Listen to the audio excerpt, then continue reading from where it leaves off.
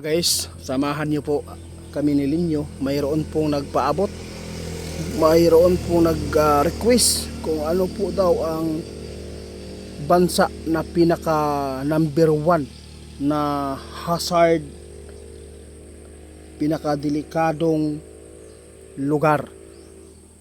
Kasama natin si Linyo. Tutugunan ko kayo mga idol kung ano man po ang inyong mapapakinggan ngayon. Yun na po ang nakita ng kaibigan. Sana hindi ang Pilipinas ang pinaka number 1 sa sakuna. Ito po ang ating topic ngayon mga idol. Ang nag-request sa atin, taga ibang bansa po ito, mga kababayan po natin na mga Pilipino, kasi marami po daw silang mga kamag-anak nakatira malapit sa dagat. Kaya tanungin natin si kaibigan maging kalmado tayo kung ano man po ang may paabot. Kaibigan, salamat. Yun po ang gusto ko ngayon kaibigan ba. Mayroon pong nagpaabot sa atin. Ano daw bansa na pinakadelikado sa sakuna? O ano daw ang pinaka number 1 na bansa ang panganib sa sakuna o kalamidad? Nako, tama. Guys, sabi ni Linyo, maniniwala ba kayo kung sasabihin ko? Hindi po ba kayo matatakot mga idol? Sabi ng ating kaibigan. Bakit po?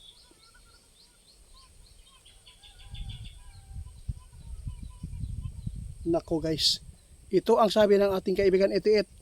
Alam ko ang pinaka number 1 na delikado sa banta ng sakuna o kalamidad.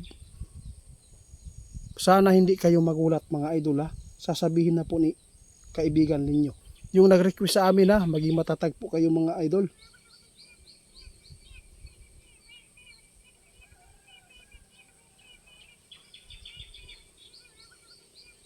Diyos ko po mga idol, sabi ng ating kaibigan walang iba ang pinaka number 1 na pinaka delikadong bansa ngayon. Ang Pilipinas po daw talaga mga idol. Tayo ang pinaka number 1 na delikadong lugar sa banta ng kalamidad. Maniniwala po ba kayo idol sa sinabi ng ating kaibigan? Baka po nagdalawang isip kayo. Mas maganda nagdalawang isip kayo kaysa totally kayong maniniwala. Baka po magtanim kayo ng takot. Di ba kaibigan ninyo?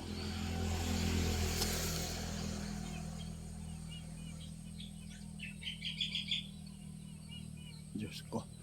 Guys, sabi ng ating kaibigan ngayon, walang ibang lugar na pinaka number 1 kung pag-uusapan ang lugar na delikado sa lindol, baha, bagyo, tayo talaga. Kung mayroon mang iba na mapanganib, mas grabe daw talaga ang nasasagupa ng Pilipinas sa malalang panahon dahil sa kalikasan. Alam po ninyo mga idol kung bakit ito nangyayari. Tama si kaibigan. Dahil sa tao, dahil sa kanilang pagsira sa kalikasan, ito po ngayon ang sumbalik o balik sa atin. Kaya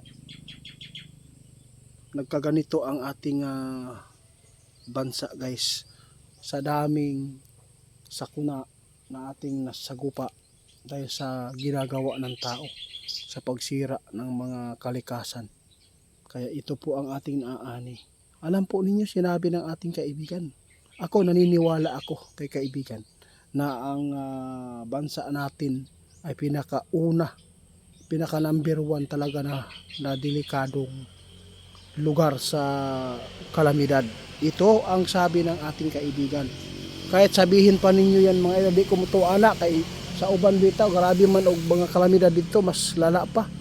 Pero kung titingnan natin, nakasagupa sila pero biglaan lang po yun, no? Pagmalakihan yun na sakuna. Sa atin, ang iba mahina-hina, pero sa isang taon, grabe po ang pananalasa ng mga iba't ibang klase na mga kalamidad, aksidente. Sa aksidente lang guys, grabe po, pinakadami tayo. Kaibigan, salamat po ha, salamat po. Ipapaliwanag ko sa kanila. Kasi ang dami pong hindi maniniwala nito. Dahil po ang tinitingnan nila, ang nangyari noon sa Japan. Japan pa po ba yun? Na grabe yung tsunami. Yun. Mangyayari din yan sa atin. Hindi ko lang masabi na abangan. Kasi ayaw ko talaga na bigay ng pasanin sa inyo ba. Na pag-alala. No? Kaya hanggang dito na lang muna mga idol. Pasalamat tayo ni kaibigan dahil sinabi po niya. Salamat po, paki-report ni Go Center 88 Pounds mga idol ha. Ayaw kong ma-scam kayo.